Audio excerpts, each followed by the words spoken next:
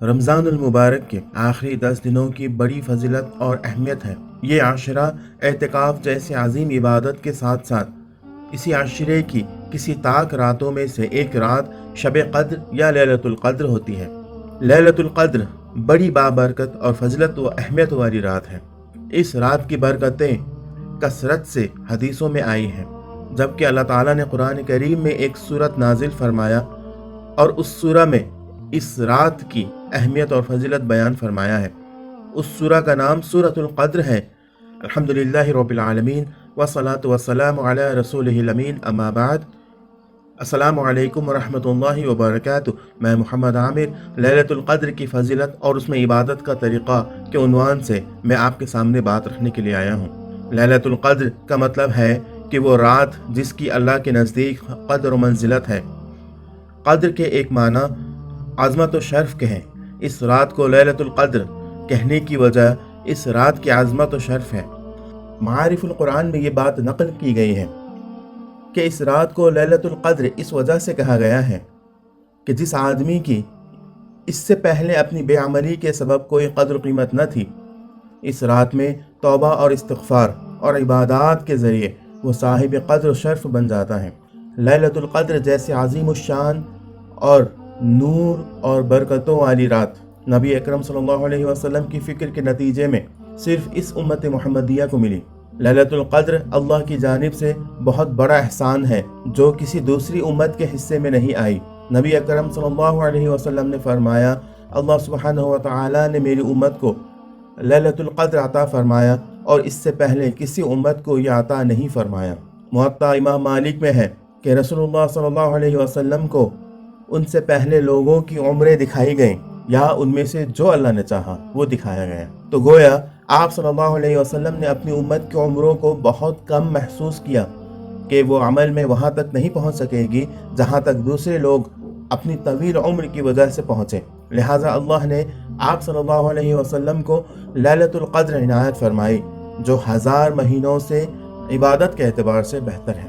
اتنی مبارک اور شرف و عزت والی رات کی تاریخ متعین نہیں ہے، لیکن اتنا طے ہے کہ رمضان کے آخری عشرے کی طاق راتوں میں سے ایک رات لیلۃ القدر ہوتی ہے۔ ایک بار رسول اللہ صلی اللہ علیہ وسلم اپنے صحابہ کرام رضی اللہ تعالی عنہم کو لیلۃ القدر کی اطلاع دینے کے لیے تشریف لا رہے تھے تو آپ صلی اللہ علیہ وسلم نے 2 آدمیوں کو آپس میں لڑتے ہوئے پایا۔ پھر وہ آپ صلی اللہ علیہ وسلم سے اٹھا لی گئی۔ پھر یہ جانکاری آپ صلی اللہ علیہ وسلم سے اٹھا لی گئی۔ لہٰذا لیلۃ القدر متعین نہیں ہے۔ حدیث شریف میں ہے کہ رسول اللہ صلی اللہ علیہ وسلم باہر تشریف لائے اور یہ چاہ رہے تھے کہ اپنے صحابہ رضی اللہ تعالیٰ عنہم کو لیلۃ القدر کے بارے میں بتائیں، لیکن مسلمانوں میں سے 2 آدمی آپس میں جھگڑ رہے تھے۔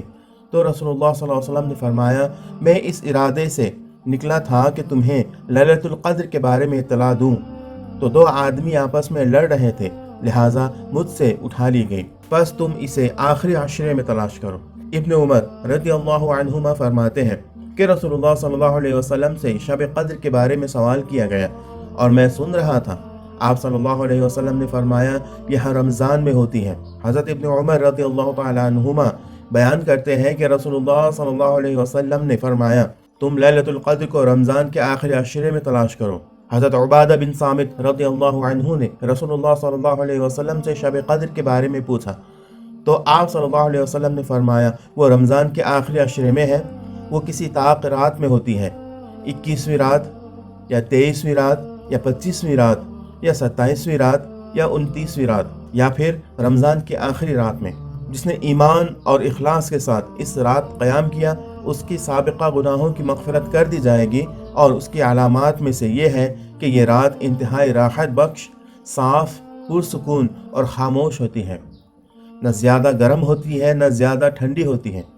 اس میں چاند روشن ہوتا ہے۔ اس رات میں صبح تک کسی ستارے کے لیے ٹوٹنے کی اجازت نہیں ہوتی، اور اس کے علامات میں سے یہ بھی ہے کہ اس کی صبح کو سورج طلوع ہوتا ہے اور اس کی شعاعیں نہیں ہوتی، وہ بالکل برابر ہوتا ہے، گویا کہ وہ 14ویں رات کا چاند ہے۔ حضرت جابر بن عبداللہ رضی اللہ عنہما روایت کرتے ہیں کہ نبی اکرم صلی اللہ علیہ وسلم نے ارشاد فرمایا، میں نے اس رات کو دیکھا ہے یہ آخری عشرے کی کسی طاق رات میں ہے اور یہ رات انتہائی پرسکون اور راحت بخش ہے، نہ گرم ہے نہ ہی سرد۔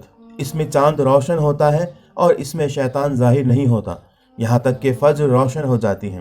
اللہ سبحانہ و تعالی لیلۃ القدر کی عبادت کے بارے میں قرآن کریم میں فرماتے ہیں، لیلۃ القدر 1000 مہینے سے بہتر ہے۔ 1000 مہینے 83 سال اور 4 مہینے ہوتے ہیں۔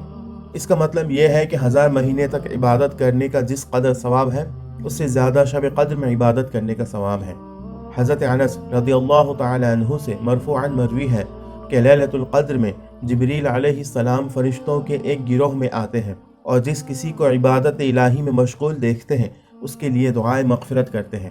امام ابن ابی شیبہ رحمہ اللہ نے حضرت حسن رضی اللہ عنہ سے بیان کیا ہے کہ میں کسی دن کو کسی دن پر اور کسی رات کو کسی رات پر افضل نہیں جانتا بجز لیلۃ القدر کے، کیونکہ عبادت کا اعتبار سے یہ 1000 مہینوں سے بہتر ہے۔ ہمیں رمضان کے آخری عشرے کی طاق راتوں 21ویں، 23ویں، 25ویں، 27ویں اور 29ویں میں شب قدر کی تلاش میں عبادات میں مشغول رہنا چاہیے۔ شب قدر کی تلاش کا مطلب یہ ہے کہ اس رات میں زیادہ ہی تلاوت قرآن کریم، ذکر و اذکار، نفل نمازیں اور دوسرے اعمال کرنا چاہیے۔ ان راتوں میں عبادات کے حوالے سے چند احادیث ملاحظہ فرمائیے۔ حضرت انس رضی اللہ تعالی عنہ نے بیان فرمایا کہ لیلۃ القدر میں کوئی عمل، صدقہ، نماز اور زکوٰۃ 1000 مہینوں کے اعمال سے افضل و بہتر ہے۔ رسول اللہ صلی اللہ علیہ وسلم نے ام المومنین حضرت عائشہ رضی اللہ تعالی عنہا کو لیلۃ القدر میں دعا مانگنے کا حکم دیا۔ چنانچہ حضرت سفیان ثوری رحمہ اللہ فرماتے ہیں کہ میرے نزدیک لیلۃ القدر میں دعا نماز سے بہتر ہے۔ اس کا مطلب یہ ہے کہ ایسی نماز جس میں دعا نہ ہو یا کم ہو، اس سے بہتر ہے کہ آدمی دعا میں مشغول رہے۔ ہاں، اگر اس طرح نماز پڑھ رہا ہو کہ اس میں دعا بھی خوب کرے، آیت رحمت پر اللہ تعالیٰ سے رحمت کی دعا کرے، آیت عذاب پر اللہ تعالیٰ کی پناہ چاہے، تو پھر یہ نماز بہتر ہے۔ سب سے اچھا طریقہ یہ ہے کہ تہجد کی نماز پڑھے، تلاوت کرے اور دعا بھی کرے۔ ابو ہریرہ رضی اللہ تعالی عنہ بیان کرتے ہیں کہ نبی صلی اللہ علیہ وسلم نے فرمایا، جس شخص نے لیلۃ القدر میں ایمان کی حالت میں اللہ تعالیٰ سے ثواب کی امید رکھتے ہوئے قیام کیا تو اس کے سارے پچھلے گناہ معاف کر دیے جاتے ہیں۔ اس حدیث شریف میں قیام کا لفظ آیا ہے۔ اس قیام کا مطلب یہ ہے کہ اس رات میں تہجد کی نماز ادا کی جائے، دوسرے نفل عبادات کیے جائیں اور دعا بھی کی جائے، جیسا کہ نبی اکرم صلی اللہ علیہ وسلم نے حضرت عائشہ رضی اللہ عنہا کو دعا کرنا سکھایا۔ رمضان کے مہینے میں نبی صلی اللہ علیہ وسلم کا معمول یہ تھا کہ رات میں تہجد کی نماز ادا کرتے، ترتیل کے ساتھ قرآن کریم کی تلاوت فرماتے، جب کسی آیت رحمت کی تلاوت کرتے تو اللہ تعالیٰ سے اس کا سوال کرتے، اور جب کسی آیت عذاب کی تلاوت کرتے تو اس سے اللہ کی پناہ چاہتے۔ اس طرح نبی صلی اللہ علیہ وسلم اپنی عبادات میں نماز، قرات، دعا سب کو شامل کرتے۔ یہی طریقہ بہتر طریقہ ہے۔ لیلۃ القدر میں کیا کرنا چاہیے اور کون سی دعا مانگنی چاہیے، اس حوالے سے ام المومنین عائشہ رضی اللہ تعالی عنہا فرماتی ہیں کہ میں نے کہا، اے اللہ کے رسول صلی اللہ علیہ وسلم، آپ بتلائیں کہ اگر مجھے معلوم ہو جائے کہ فلاں رات شب قدر ہے تو میں اپنے رب سے کیا مانگوں اور کیا دعا کروں؟ آپ صلی اللہ علیہ وسلم نے ارشاد فرمایا، یہ دعا مانگو، اللہم انک عفو تحب العفو فاعف عنی، اے اللہ تو بہت معاف کرنے والا ہے اور تو معاف کرنے کو پسند کرتا ہے، لہٰذا مجھے معاف کر دے۔ ایک بات ذہن میں آتی ہے کہ اس دعا میں اللہ کے نبی صلی اللہ علیہ وسلم نے معافی مانگنے کو سکھایا ہے، جبکہ عام طور پر ایک مسلمان پورے رمضان نیک اعمال میں مشغول رہتا ہے، پھر بھی لیلۃ القدر میں معافی کا سوال کیوں؟ اس کا مطلب یہ ہے کہ اللہ کے نیک بندوں کا یہ طریقہ رہا ہے کہ کثرت سے اعمال صالحہ کرنے کے باوجود بھی وہ خود کو ایک گنہگار سمجھ کر معافی کا سوال کرتے ہیں۔ رمضان کا پورا مہینہ مسلمانوں کے لیے موسم بہار ہے، جتنا فائدہ اٹھانا چاہیے اٹھا سکتا ہے۔ خاص طور پر آخری عشرہ بڑی ہی اہمیت کا حامل ہے، اس میں خوب عبادت کرنی چاہیے۔ آخری عشرہ میں بھی طاق راتیں نوروں اور برکتوں سے پر راتیں ہوتی ہیں، ان کا ایک منٹ بھی ضائع کرنا بد نصیبی اور بدقسمتی ہے۔ ابو ہریرہ رضی اللہ تعالی عنہ فرماتے ہیں کہ رسول اللہ صلی اللہ علیہ وسلم نے فرمایا، رمضان میں ایک ایسی رات ہے جو 1000 مہینوں سے بہتر ہے۔ جو اس کے خیر سے محروم رہا تو وہ ہر طرح کے خیر سے محروم رہا۔ آج کے لیے اتنا ہی۔ اللہ رب العزت سے دعا ہے کہ اللہ تعالی ہمیں اس رات کی اہمیت کو سمجھنے اور اس کے اعتبار سے اس رات کی اپنی عبادت کو سنوارنے کی توفیق عطا فرمائے۔ آمین۔ وآخر دعوانا ان الحمد للہ رب العالمین۔ السلام علیکم ورحمۃ اللہ وبرکاتہ۔